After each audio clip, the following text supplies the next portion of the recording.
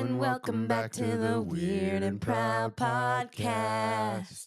It's Sam and James. Hello, everyone. Welcome to February. We did it. It's Hooray. freaking February. We made it through the 75-year-long month of January.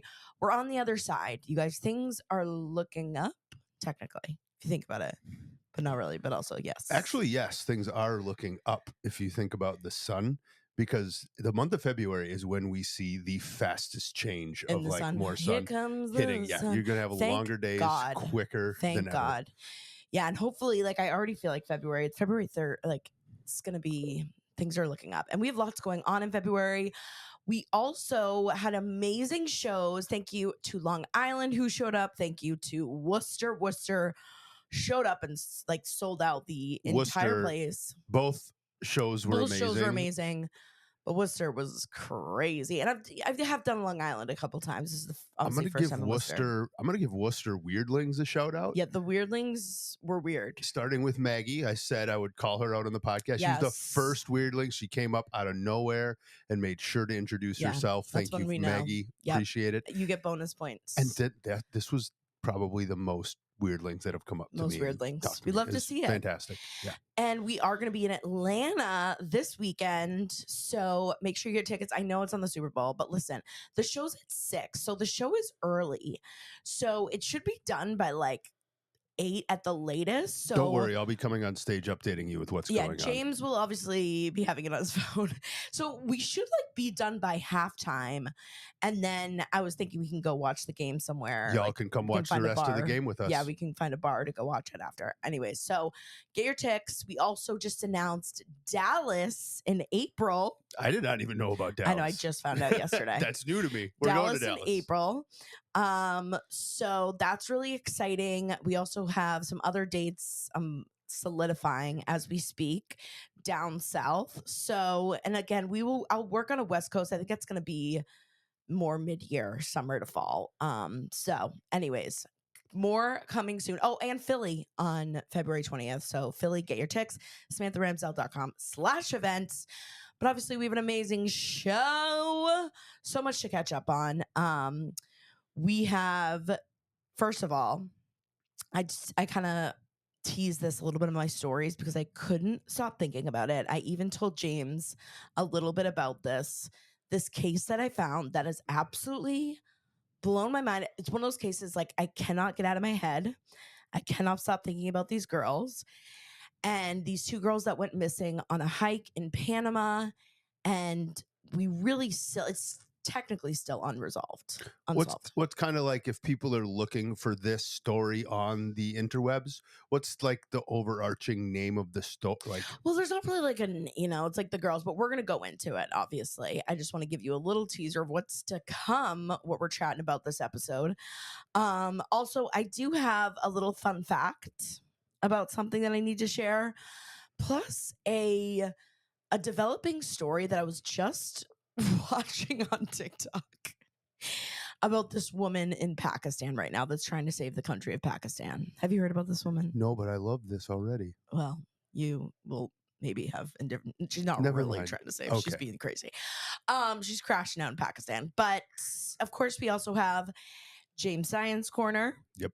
Which is, could be good news or bad news depending on how you look at it. We'll see what's going on in the world. And then of course we have some amazing secrets. Oh my God, for some reason I thought something just changed. Okay. I thought you hiccuped. That there was a hiccup. Brain fart. Well, like I thought you were fighting one off. I'm fighting. I'm always fighting things off. Okay. Let's get into it. Transition. We got to talk about this story. So again, I had talked about this on social media. I had never heard of this story. It's about the disappearance of Kris Kremers and Lisanne. I think, yeah, that's how you pronounce it. Lisanne Froon. So I had found the story just on YouTube. There's this podcast, Higher Ground, Higher Up, High Mile, something like that. Whatever.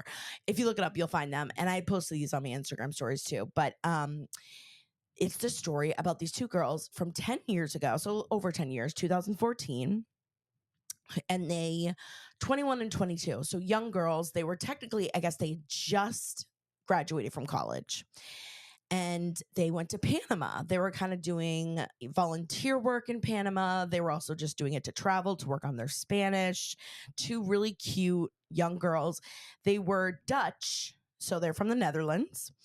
And I don't know, exactly how they chose Panama, but they were going to be there first, I think, for at least a month. And this was in April of 2014. So I think they got there like the end of March, like March 28th. And they were just hanging out with this host family, this woman who apparently liked to host international students. She seemed very nice. It was April 1st. So a couple days they had been there, and they wanted to do a little exploring, and they wanted to do a hike. And there's this hike called El Pianista. It's a hiking trail, and it just has like this gorgeous overlook of the mountains and the area that they were in. They were in Phuket in Panama. If anyone knows where that is, Phuket, Boquete, Panama. And so they head out early on April 1st to go on this hike. They brought, I think it was like 2 water bottles, like 1 thing of snacks. So they weren't expected to go long. Like this was basically like a 4-hour, 2 hours up, 2 hours down, medium, level of difficulty hike. They had jean shorts on, tank tops. Obviously, it was like getting into their rainy season in Panama. Like April 1st technically marks the rainy season of Panama. So it was really hot, really humid, and they head out for this hike. They took a taxi to go from their host family to the bottom of the hike. So they said it was around like 11 a.m. The host family says they got picked up around 11 a.m., drop off about a 10-minute taxi ride. And they brought a camera and their 2 phones. But of course, like 2014, like apparently it was like the iPhone 3 maybe that was out at that time. So it was just barely starting to be technology where, like, they're starting to get better, like internet accessibility Yep. and wireless capabilities, but still you're in Panama. So it's like their service down there was pretty shitty, especially obviously in the jungle and in the trail that they're about to take.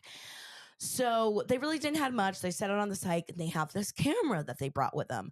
So what's like the craziest part of this story is that, like their entire hike up to the summit, to the top of the mountain, or to the top of the hill.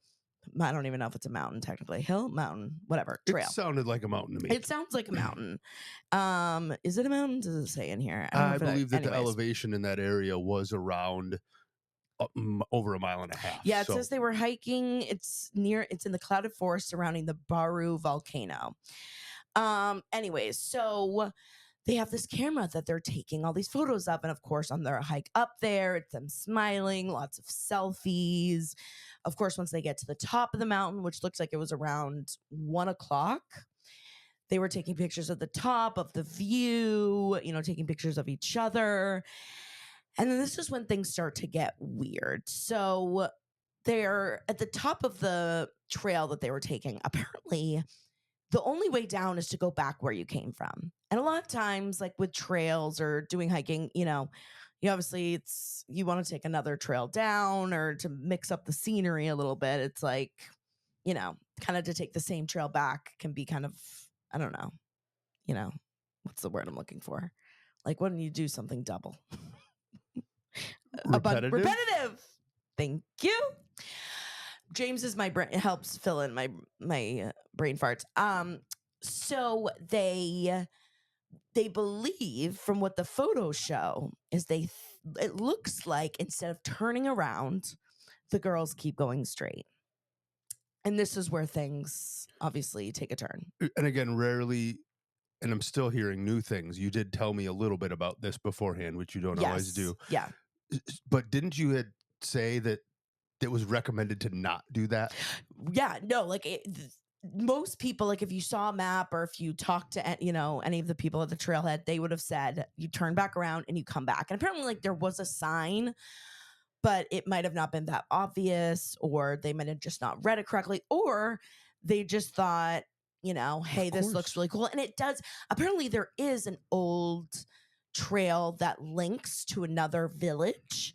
So there is technically a trail there, but after April 1st, it's supposed to be cut off for the rainy season.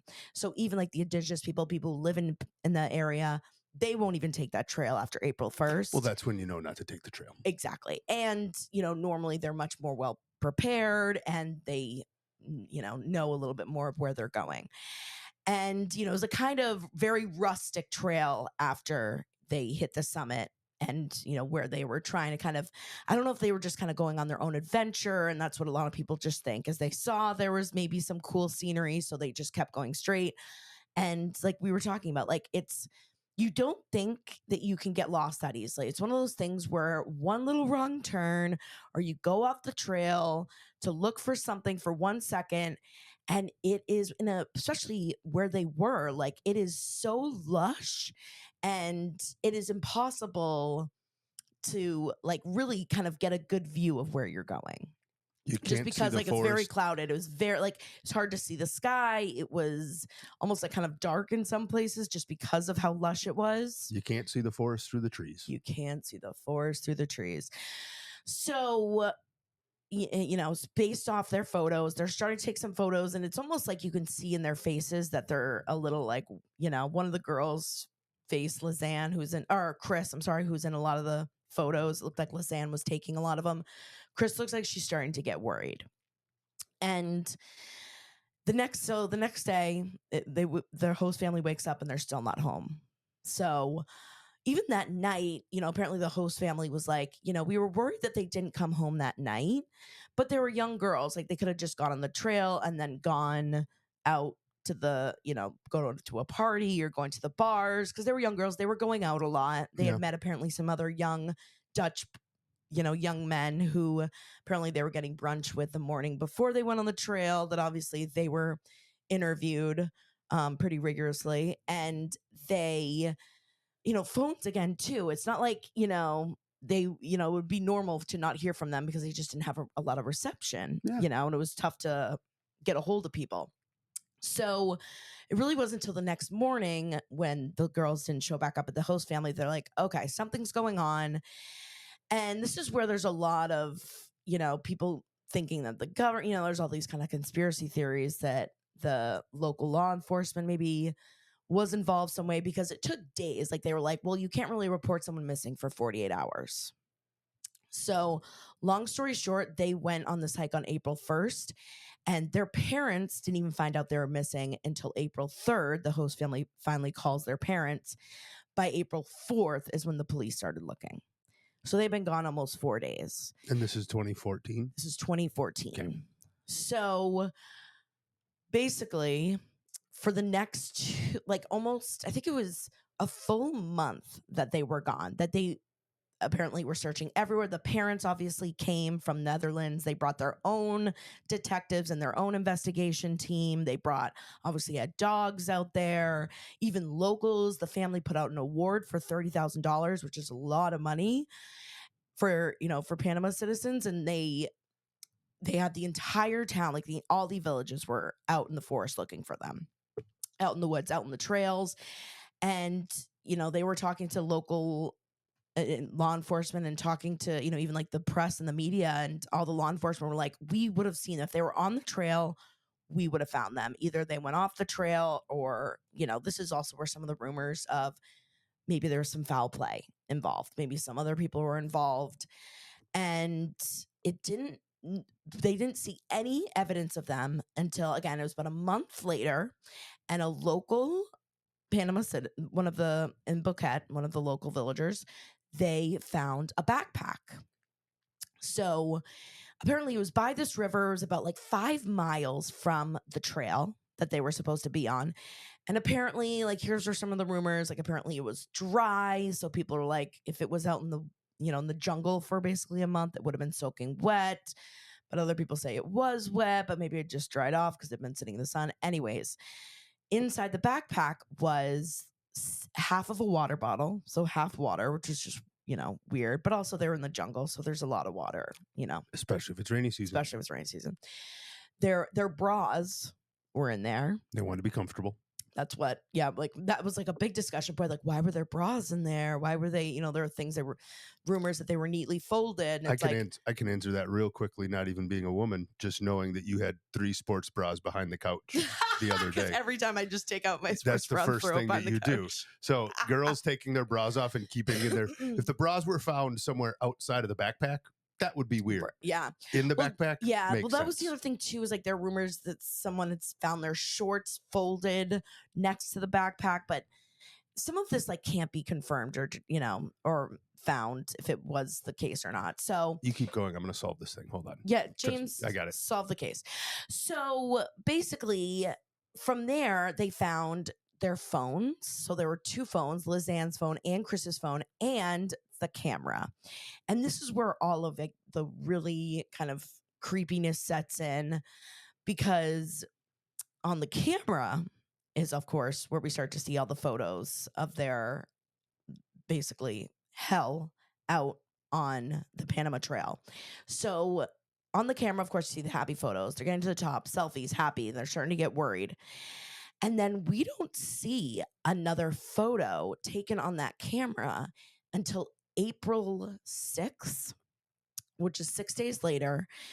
So if you look at the photos, which you can see online, you can look them up. You can also see any of the also some of the phone logs that I'm going to talk about too in a second. But any of the photos that were taken, you can see most of them. There's over 100 photos that were taken, and a lot of them are just like really creepy and weird, and they were taken in the middle of the night. So it's like from 2 a.m. to 4 a.m.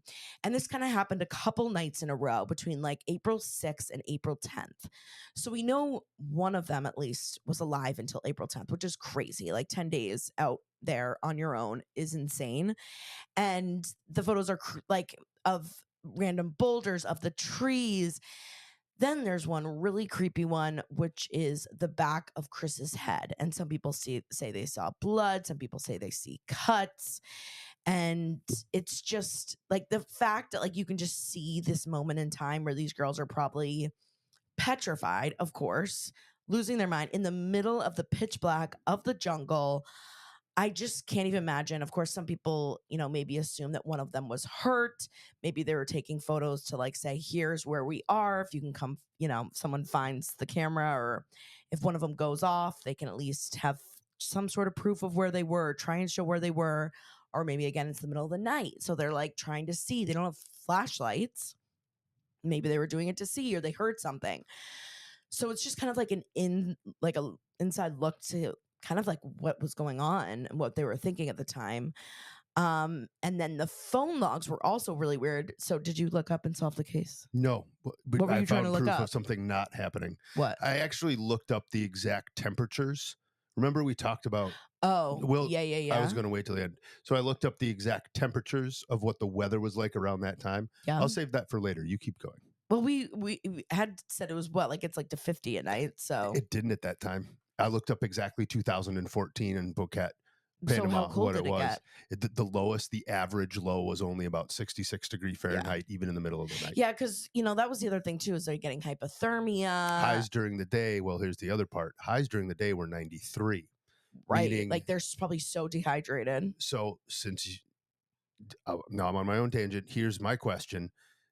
Since they were adventurers and they obviously went off the main trail, right? I think that's pretty clear. I think that's kind of what we can. And we can say that that's a fact. The folded up shorts aren't a fact. We don't know that. Yeah, right. But they went off the trail the way that they shouldn't have. So these girls got lost. I'm wondering if they tried to do more of their traveling at night because it was cooler versus traveling the mid part of the days. Those days were 97 with 44+% humidity all the time. Yeah, right. So it was hot and humid and you're sticky. sweating. Yep. So I'm just wondering if they were just trying to avoid that. Yeah. Right. And obviously they found a way to get water, because there's no way you're surviving for 8 days in that with heat a half a water with bottle a half left. a water bottle Totally. left. So they did find a way to get And there water. were rivers there, I'm assuming, and these were smart girls. Like they were really smart. So one of them was like an engineer. The other was, in science, another science field. So these are smart girls. And they're obviously in pretty good shape. Like they wanted to do this 4-hour hike. Yep. It's not easy for anyone. Yeah.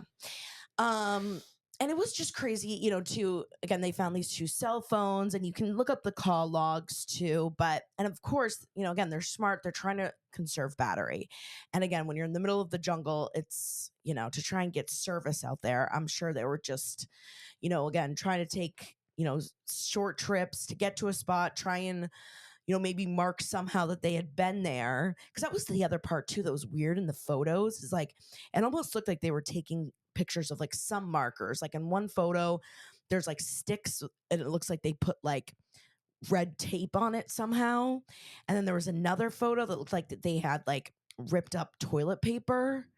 So I think they were like trying to somehow mark where they, you know, had been to certain spots. They must have figured out that they did a big circle, and at some point, and they figured out, wow, we've done this already. Yeah, and then they were trying to avoid it. And there was like, you know, like you can see like sometimes side profiles in some of the pictures.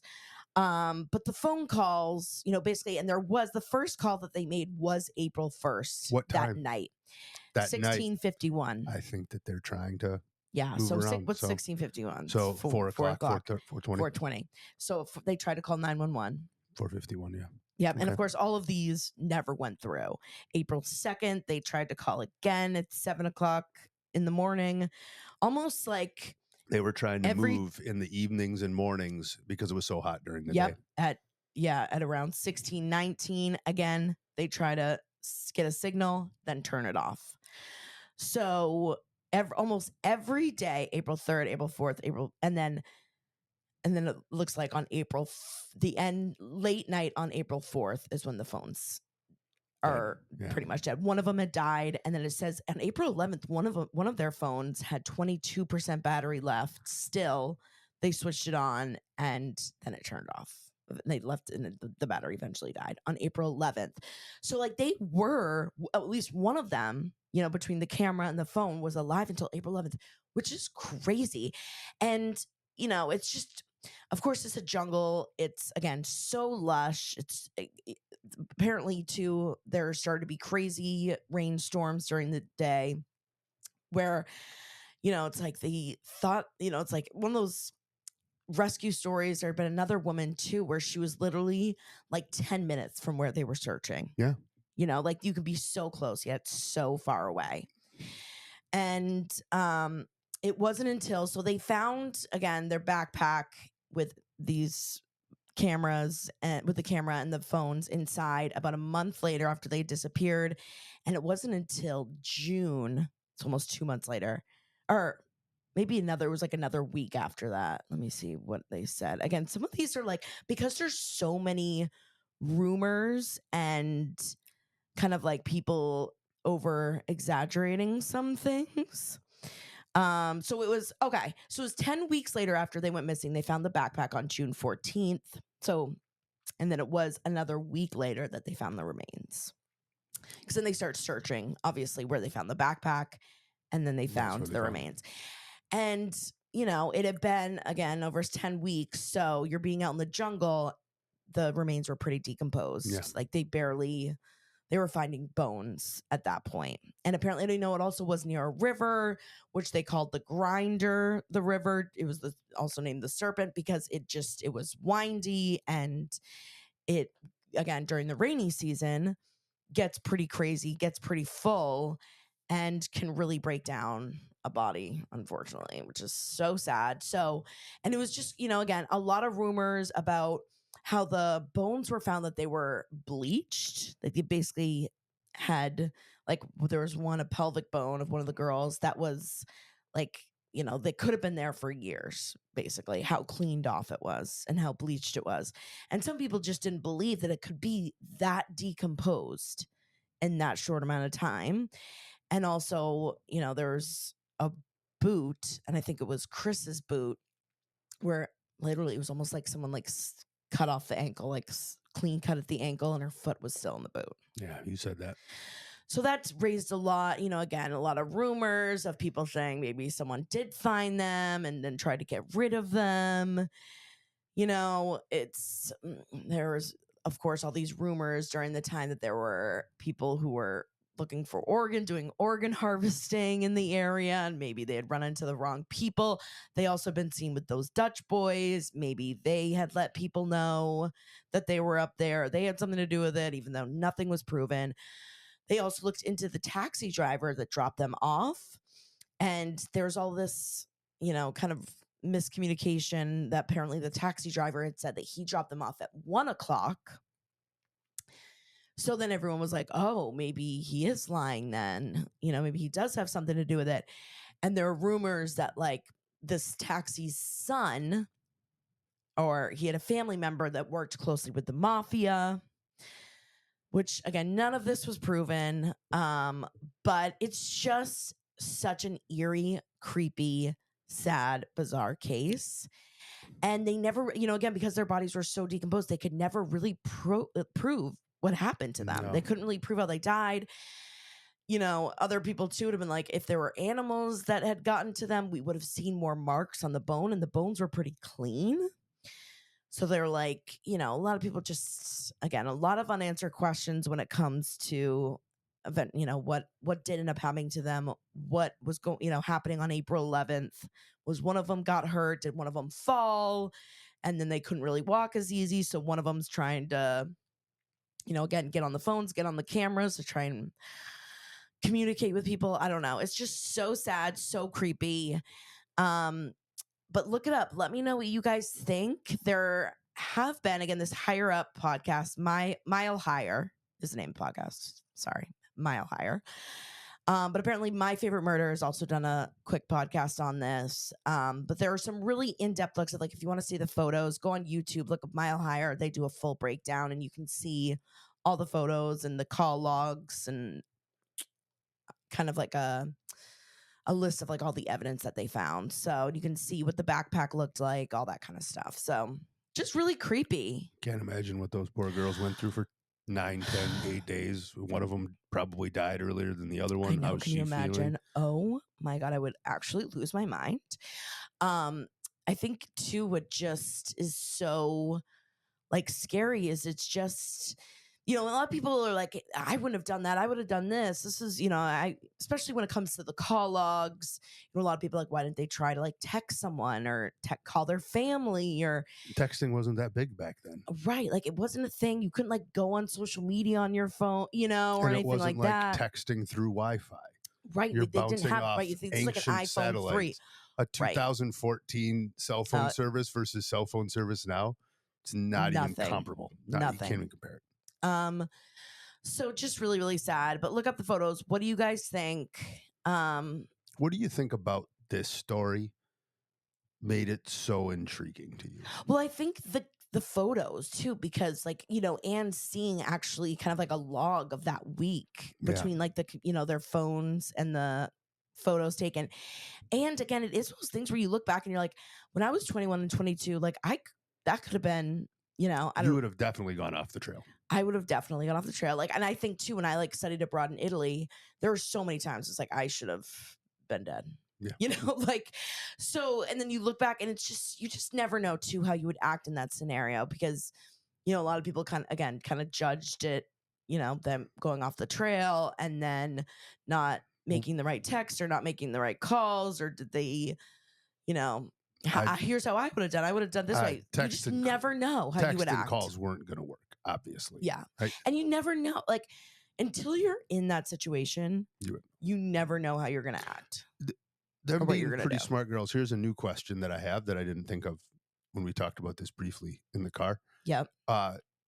Were their bodies, was everything, the bag was found near the river? Yep. Were their bodies found near the river? Yes. So they were following the river. Not too far from there. So they're following the river, which is one of the smart things to do. Or they think they fell into the river. They somehow got washed into the river. Someone put them in the river, I think washed into, that's where I'm going with this. Yeah. Is eventually to get out of, if they knew they were walking in circles, right?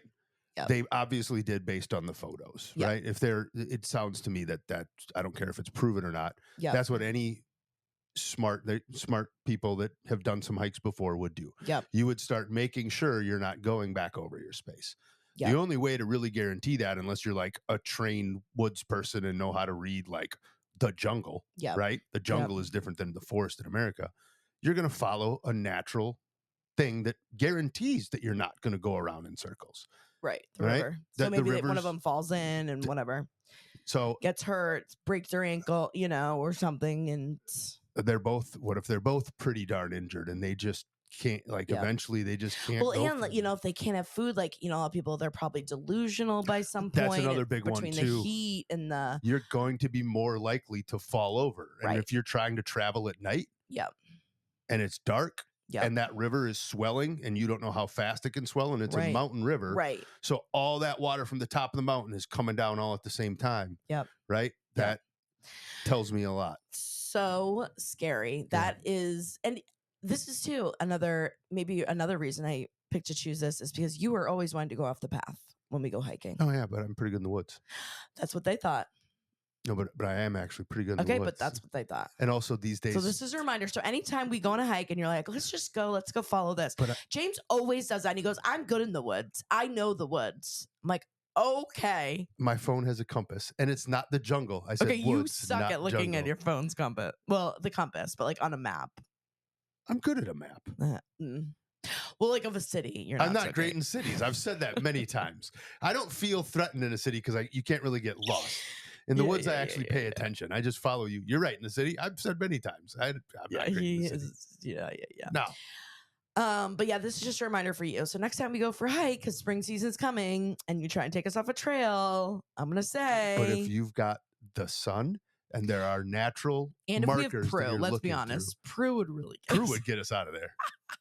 Well, that was the other rumor too. Is that at the base of the hike too, there's this kind of a hotel hostel that has a dog, and apparently the dog had followed them up. And then at one point, the dog came back later that afternoon without them. Oh, really? Yeah. And people are like, and that kind of gave them I don't know. It just was weird, the response. But I think it was just a different time. It's the same thing as 10 years ago. You just couldn't track everyone as easy. So you didn't hear from someone, you're like, maybe they're out. Maybe they're. The fact that the host family reported it right away the next morning, that just shows that nobody's most likely. Nobody's covering stuff up. Yeah. Right? Well, of course, and some people are like, well, they should have called that night, the night of. Why would they not? I don't know. Why would they not? Because what if they go to bed at 9:00 and you said these girls had been going out before? What if it's normal for those girls to not come home until 11, 12 o'clock Panama time, right? Right. You go to sleep. Yeah. When you wake up and they're not there, if one of the first things you do your next morning is call, that's about as much as you're going to do. Yeah. Anyways, sad story. So crazy. And just a reminder, don't go off the trail and make sure in a jungle, make sure you always have extra water, always have extra snacks, and bring a flashlight. Have a compass. Yeah. Always, I always sometimes make fun of James because he brings whenever we go somewhere, he over prepares, and I always kind of give you a hard time, but notice I shouldn't. You giving me a hard time has not stopped me from doing it. No, it never does. No, it never does, and that's what I love about you. But also, you just never know. That's part of being good in the woods is being prepared. Yeah, have some matches. Yeah, have things ready to go. Yeah. Anyways, you guys, transitioning. I have to just tell you, I know we have to get into your science corner too, but and we were chatting about this case just because it's so crazy. But I just saw this on TikTok that I need to talk about. I don't know if you guys have seen this, and I don't know if this is going to be there's one of those things I was on this morning and I saw so many people talking about it, but it could be one of those cases that just dies out by the end of the day today, or we could be seeing this all week. But this woman, she's 34. She's from Queens, I believe Queens or Brooklyn, New York. She was chatting with a Pakistani guy on Facebook, and apparently he invites her to go visit him, kind of a blind, whatever, who knows, happens, whatever it happens. She goes to Pakistan and apparently finds out that he's married with kids. Happens. And now she refuses to leave. And she's been will stake outside his house, just sitting outside his house where he lives with his family, and is demanding that either he pays for her whole trip, first it was like, you know, she's demanding more and more and more and more. So like first she wanted like a pay for like the return trip and like, you know, paid some sort of money. Well, now she decided that actually she can turn Pakistan around, and she wants the government to give her like, first again it started out like $5,000. They're gonna murder this woman. I know. I feel bad. $5,000 actually, and it's funny seeing the videos. Like they think it's hilarious. Pakistan does, yeah. Like some of these people are like, all the press is like going, and because it's like, who's this fucking crazy American bitch? Can I just little stereotyping? Yeah, this does not sound shocking for a woman from Queens and or Brooklyn. Like they are stubborn and they're gonna get their way. Yeah. Dope. Yeah, they're gonna make it work. Nope. Good for them. Now she's saying that like she can change and like fix Pakistan, whatever that means. Like she says that if they give her now like $10,000, and I think now it's up to like 20,000, she's like, I will build new hotels here. That's pretty cheap to fix a whole country. I know. That's what, because I think that's why the press and the media are like, what? Like she's holding like press conferences. Like, and is it the lack of hotels that is what makes Pakistan not she says, great? I want to make it so that like I'll bring press, so you know tourists want to come here. Like I'm gonna help with your hotels. I'm gonna like host parties. Like she's just being insane, and the people are like, this is crazy. Like you had to go to Pakistan to like crash out in front of like this poor man and like his family. But like she's not being like, you know, I don't think like too offensive. I mean, who knows? I'm not seeing it from the Pakistani side. I'm just seeing it from the TikTok side, the American TikTok side. But that like these people are interviewing her and they're like, what are you talking about? And like no one's gonna give her money. But she's like, I'm not leaving until someone pays me money, and I will turn this entire country into like the next like America. Because I'm sure that's what they want. Yeah, they're like, okay, but like I think they think it's fun, you know, like they're like, okay, lady. This is literally the definition of weird and proud. Yeah, no, that's what I saw this. I was like, I don't know all the details, but I just know, if you guys haven't heard, literally go look up American lady in Pakistan. I kind of want to look this up now. I'll show you. She's nuts. I need to know more about this. But it's kind of amazing. Like I kind of want to send her the money, just see what happens. Like, okay. I think you should just help with, I mean, maybe this is part of your, like, what you do for people. I gotta get her on the pod. You can help. You can help spread her message. That's what I'm thinking. Yeah. That's what I'm thinking. Whatever that message may be. So stay tuned to see if Pakistan, she's really good. I don't even know what any of that means. I have no idea what's going on in Pakistan. Like, to be honest, like what I want to see is I want to see somebody in the Pakistani government and her have like a debate, like an actual formal political style debate. I'd love to see both sides. I gotta go do more research on it. But last I saw, she's still holding press conferences outside this guy's house. Like she's literally just like on the streets, just being insane. That's fantastic. Yeah. All right. We're getting to the time. We're getting to the moment where, James, do you have your song? Are you like ready, prepared?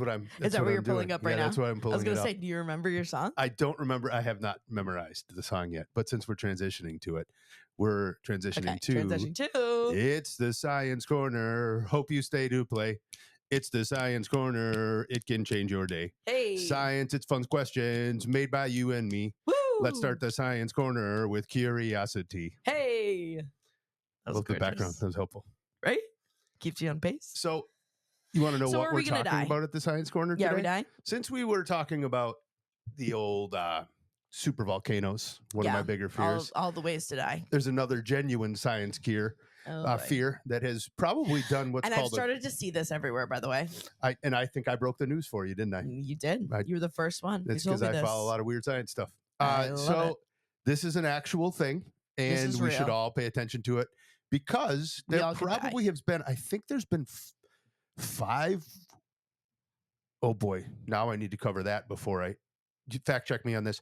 5 global disasters or global killers that has kind of been known throughout time. If you look at like geological levels of disasters happening, like whether if it's a global volcano that erupts, like a super volcano, or when, say, the asteroid that killed the dinosaurs hit off the Yucatan Peninsula, right? You can see layers of sediment that show, oh my gosh, this happened there. Like, you know, when they dig down. Yeah. We're getting to that. So there is a genuine asteroid up to 100 meters wide. It's about the size of a building that has a 100 meters wide. Yeah, that has a 1 in 83 chance of impacting the Earth on the 22nd of December, 2032. Right around the corner.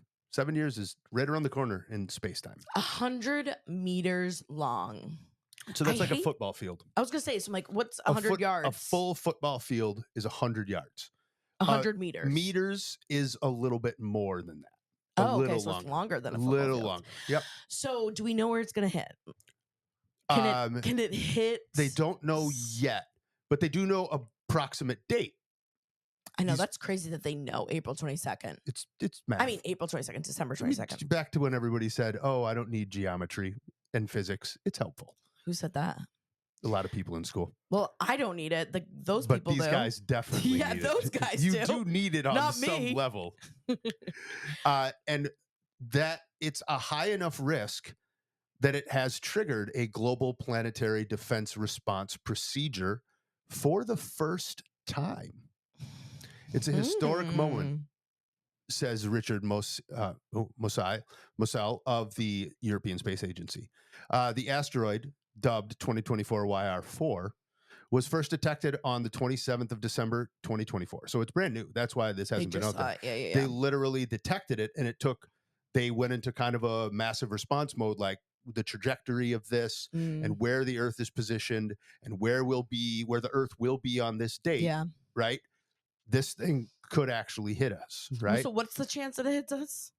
There's a 1.3% chance of colliding with the Earth in about 7 years. Yeah, which is extraordinarily high for if you think of all of outer space. Yeah, right. The chances only 100-meter thing hurling towards an object, us being the object. Well, did you see randomly that someone, it was like in Canada somewhere, a little like mini asteroid like hit their front yard? Did you see what happened to it? And it just incinerated. Start looking up stuff that happens when like small pieces of things in space hit larger objects. It just kind of like becomes dust when it hits, right? Well, kind of. Look at what the thing impacts. So there's a great photo if you look up the small piece of space plastic that ran into this like titanium portion of a space station. I think that's what it was. Again, I could be fact checked on this, I guess. But this tiny little piece of space plastic hit this giant, like 4-foot thick wall of titanium that's supposed to protect debris from getting into things. Yeah. And it obliterated this giant piece of metal, just this tiny little piece of space. I'm sure it's going so fast. There's no gravity. Yeah. There's no resistance, right? That's there's no wind resistance. Like when you throw something, know, the old, the wind slows it down. The air slows it down. So in a vacuum, what falls to the ground faster? I have no idea. A brick or a feather? A brick. The same. Okay. If you drop a feather and a brick in a vacuum. Oh, in a vacuum. In a vacuum container. Okay. You've seen that experiment. Right. Yeah. They fall at the exact same rate. Well, that's basically a version of space. Damn. There are resistances like gravity out there. So what they've already predicted is that this thing is not going to go close enough to Jupiter or to other planets in order to divert it off its course, which is what happens a lot of times. Yeah. When we look at the moon, we see all the craters on the moon. I know. I was surprised we haven't gotten hit more. Where do those come from? Right. The gravity from the moon pulls some of those things in. Thanks, moon. We get hit a fair amount, but again, it's a huge space. And it's probably a lot in the ocean, you know? Yeah. But let's hope it hits the ocean. Also, but let's not. But then there's a tsunami. But then the small ones also some of them can burn up in our atmosphere. We have that. They're not feeling resistance in space, but just like seeing the kind of turmoil that aircraft has coming back into our atmosphere. Yeah. Crazy. Okay? But I wanted to look up also what the global planetary defense response procedures are. Yeah, what do they do for something like that? I just wanted to make sure that they weren't going to send Ben Affleck and Bruce Willis back up there as oil drillers. They should. I think they should send them. I think we should all watch Armageddon to remind us of what happened, the horrors of what can happen with an asteroid. So watch Armageddon is your weird watch for this week, and we'll pay attention.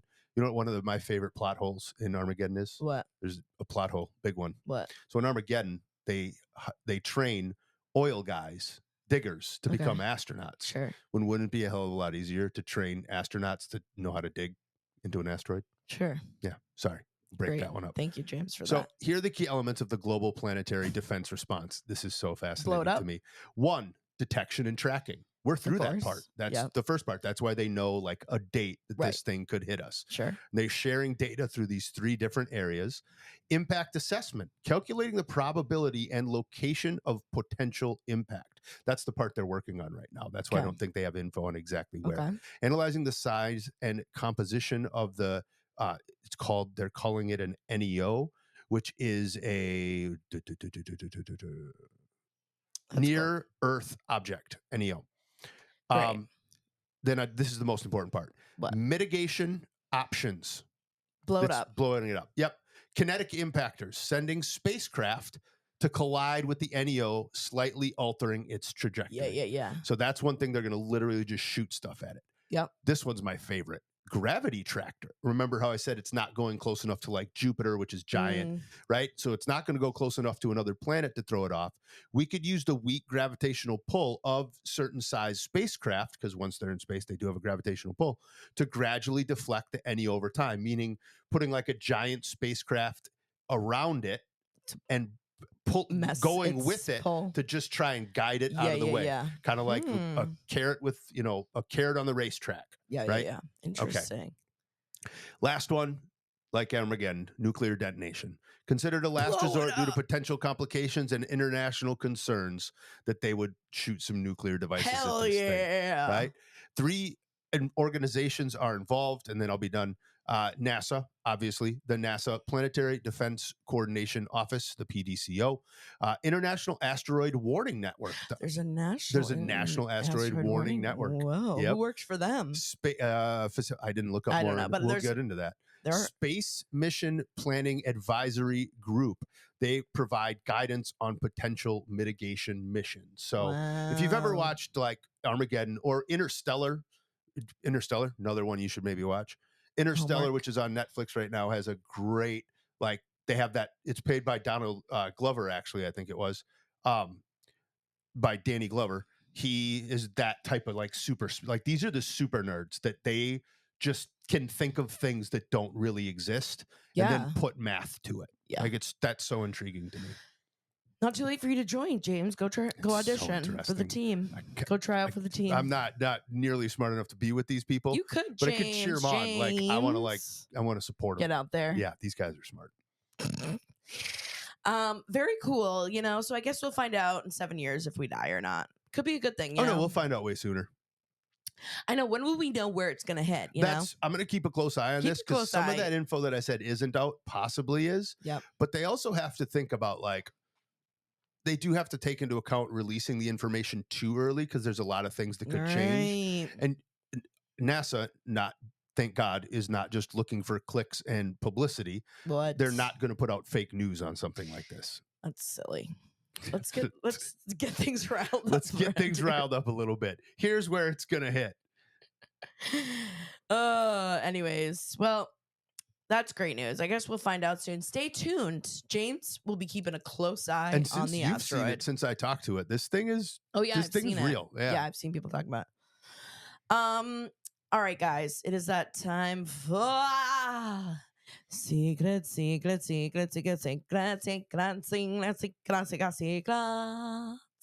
That's right. It's time for secrets. Where you guys call in, tell us a weird secret, something weird that happened to you, something weird you've done. We always throw out a couple prompts here and there. We've thrown out, weird jobs, weird things you've eaten. We love a weird dating story. We always get some fun ones of those. If you want to call in and leave us a weird secret, you can call in to SpeakPipe. That's speakpipe.com/weirdandproudpod. Again, speakpipe.com/weirdandproudpod. All right, James, are you ready for the first one? Prepared. Here we go. Hi, Sam and James. Love you guys so much. Fellow weirdling and long-time podcast listener. I've listened to almost every single episode, and I started watching on YouTube as well, and I love the visuals. Please come to Phoenix. I'd love to meet you guys in person. So this is a weird Tinder story, and if you haven't been on Tinder, it's just a freak show out there. Everything is really weird on there, but I actually haven't had sex in 3 years, and so I was looking for a hookup, which Tinder is the place to go if you want to hook up, but you got to be careful because there are some freaky guys on there. And I met a guy and started messaging him. Of course, he immediately wanted to go to Snapchat, so we started Snapchatting me.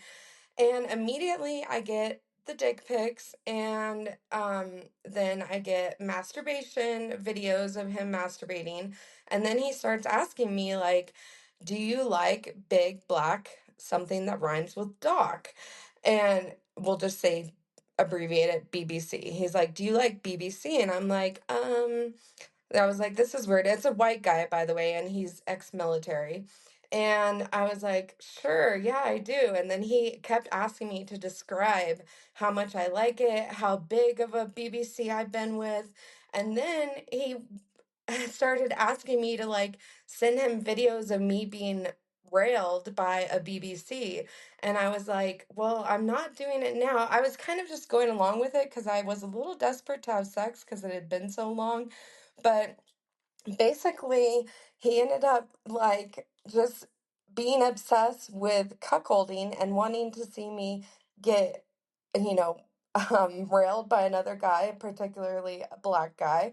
And I had to block him because he just got obsessed with it and it was weird. And yeah, so if you're wondering what is out there on Tinder, that is what you get, cuckolds and weird ex-military guys with weird fetishes. So, love you guys. Oh my God.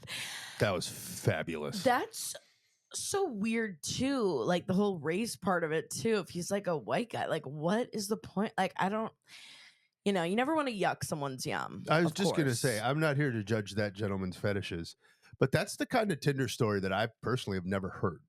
Like I've never gone anywhere near dating apps. Right. And you hear about people, oh, we met on this. And that's all that you kind of hear. You don't hear about all of the, this is how wild and out there it is. A lot of people with like weird, and this a lot of people girl was putting herself out there. It had been a little while. And this guy didn't even pick up on that. Like, what's this guy doing?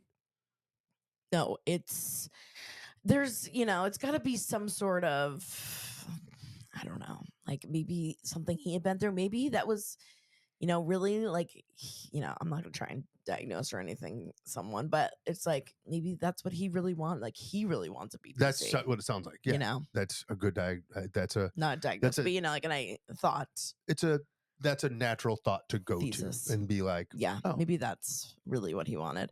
So it's probably a good thing, you just didn't move forward with that one. Smart. For your own sake. Yeah. But yeah, it's rough out there. Any of those like dating online stories, so bizarre. Thank God we never have to. Never. That was the thing too. Yeah, when we started dating, it was like those apps were just starting to take off. I don't think I've never been on one of those dating sites, except like for friends. When I swipe for friends, I do like to do that. I've seen you. I think I like to go because I just have never been on it, so it's just as fascinating. Like what is on? It's like people. It's just crazy. But whatever floats your boat, whatever creams your Twinkie. Anyways, all right, James, are you ready for our next secret? This one is a funny little travel. Love a travel story. That made me laugh. Here we go. So I just got done listening to your podcast, and I actually have two stories that I can tell you. The first thing, you were asking if we had any hotel stories about anything that have happened to us, etc. I have a story from about 2 years ago. Me and my husband were vacationing for our wedding anniversary, and we went to Lake Tahoe in California, and we stayed at a hotel that is one of the only hotels that's directly on the water, and I will just leave it at that. And it's in southern Lake Tahoe, and we checked into the hotel, and my husband was just getting out of the shower, and he was completely naked, and he was walking from the shower into the little kitchen area, which is right in front of the front door to the hotel room. And as he was walking butt-ass naked, the housekeeper or whoever opened up our door and literally sat there and stared at my husband with her mouth open for a good, I would say 10 to 15 seconds before she like kind of realized and shut the door and ran away. So at that point, me and my husband looked at each other and we were like, okay, we need to go talk to somebody at the front desk. Went up and talked to somebody at the front desk, and they actually ended up upgrading us to a waterfront room. They gave us, it was called the honeymoon suite. It was like 5 times as big as our little dinky room that was not facing the water. And it actually turned out to be a really great experience at the expense of the housekeeper seeing my husband completely exposed. So that was that story. And then I have another one where you were asking about celebrity encounters. So I used to have a boyfriend who worked for an electric company, and he does all the electricity for the award shows and things like that. So I was in Las Vegas for the MTV Music Awards, and I was fake working. Like my boyfriend's dad, it's his dad's company, gave me like a company t-shirt to make it look like I was working with them, because I really wasn't supposed to be there with like all the celebrities in the back. I was right on the carpet where they all kind of walked into the MTV Music Awards building, and I saw Tim Allen. And of course, Toy Story, my whole childhood, I was super excited, and I just waved to him and I said hi. And he gave me the dirtiest look and just ignored me and walked by, to the point where his wife turned around and looked at me and she said, "I am so sorry. I apologize for him." And they both walked in and went into the award ceremony. But yeah, I would expect at least a smile. You know, you don't have to say anything to me or give me any other more effort than that, but it's one of those things where you never meet your idols. And I'm not saying he's my idol, but, you know, somebody who has meant a lot to you throughout your childhood and different movies and TV shows growing up. And he just disregarded and didn't care who I was, because I guess I wasn't good enough for him to pay attention to. But anyways, those are my 2 stories, and love your pod. Love you and James. And I will be listening next Monday. Bye. So that was kind of like a two for one. But how crazy. That's what I was like. The first story, when she was talking about someone walking in, I mean, you got to feel bad too. I'm sure it was almost like a shock thing for whoever, you know, the employee was that worked at the hotel. I feel like you don't even know what to do. 10 to like you walk. I know that's the only thing. Like 10 to 15 seconds. A lot. If that's the amount of time it was, yeah, that's a lot. I mean, if that person would have opened the door, seen it, shrieked, and closed the door, yeah, right, nothing. That's part of being in a hotel, unfortunately. Right. But 10 to 15 seconds, that's a significant amount of time. Yeah. But it's pretty sweet. I mean, it's kind of almost worth it. Like I'm sure they would have done it again. Sounds like it's for absolutely friggin' sweet. Yeah. Hell yeah. And then Tim Allen. I think we've heard about Tim Allen being a dick. I've heard. This is not the first time I've heard about that. I think I've heard a lot about him being an asshole. So not too surprised. But yeah, it's like you can wave to someone and say hello. You know, it's like not that hard to just be nice. I'm not going to yuck his yum. Well, you know, whatever. So I'm so sorry that happened to you, but listen, things are like working out on the other end for you at the same time. So maybe it was a good thing you didn't like have to talk to him or like, you know, to Tim Allen, because you got a suite. All right, one more really quick one. This was a quick one and this was funny. Here we go. Hi, Sam and James. This is Jenny, and I am a hairstylist. I see some pretty crazy things on my clients' phones, but I think one of the weirdest that I saw was this lady was messaging other women to try to figure out like who she could become a throuple with her husband, and like sending sexy photos. And this is all just like sitting in my chair. She wasn't trying to hide it. So it was kind of cuckoo. But anyway, stay weird, stay proud. Love ya. Bye. Jenny, I think her name was, she said. That was a perfect example of seeing someone's phone. Weird shit. Well, and I will say, I do love peering at other people's phones and like seeing what you're doing. Like, what are you doing on there? You know? But you just never know what you'll see. It's very true. And that was a perfect example because I know there's more stories like that. Yeah, I was gonna say, I'm sure, especially you know, when you're working in service, you're working behind someone, people aren't really paying attention. And yeah, I'm sure there are many more weird stories out there of what people have seen on phones. Keep that one alive. Yeah. Like, what have you seen on a cell phone that you shouldn't have even seen? If you, like, in that situation, that's on the cell phone owner. Right. Because that person's cutting your hair. You know they're behind you. They're right behind you. No, that's... But you're not even trying to hide it. If you're not trying to hide it, the other person has all the rights in the world to look at what you're doing. Right. Yeah, if it's right there, like, that's I want to hear... I love that. And that one was perfect. Yeah. And if there's people that have that story, let's get more of those. I want to hear more of like an Apple, like person works in an Apple store, like had someone's phone. It's got it. But Apple store. But again, there's also some of those. When were you sneaking a peek and you shouldn't have been? Yeah. There's times for that. You know what else? I've always wondered if there's someone out there who works in like the photo department at like a CVS or a Walgreens. Oh, there's got to be some great ones. And what did you see? Yeah. Like, I always wonder, you know, there's some photos you sent, you know, to have printed off something by accident, and it's like, and there's something. Oh, shit. So yeah, send us stuff. Let us know if you have any weird secrets, weird thing you found on phones, anything weird that's happened to you. Call in to Speak Pipe. You get your job. You're fired. I didn't get that. Came up real fast. Came up fast. That's speakpipe.com/weirdandproudpod. It's also be in the description of this podcast. It'll also be in our links on our Instagram. So make sure you're following Weird and Proud Pod on Instagram. Follow us on YouTube. Make sure you're subscribed. All the things. You know what to do. James, is there anything else you want to tell the people? Make sure you come to our shows, Weirdlings. Yes. I can't tell you guys enough how much we are so grateful for you guys coming out. It is just unlike anything else to be able to hug you guys and see you guys in person. So we're so grateful. We love you so much. Happy February. We did it. And we'll see you next week. Love ya. Bye. Love you, Wings. Bye-bye.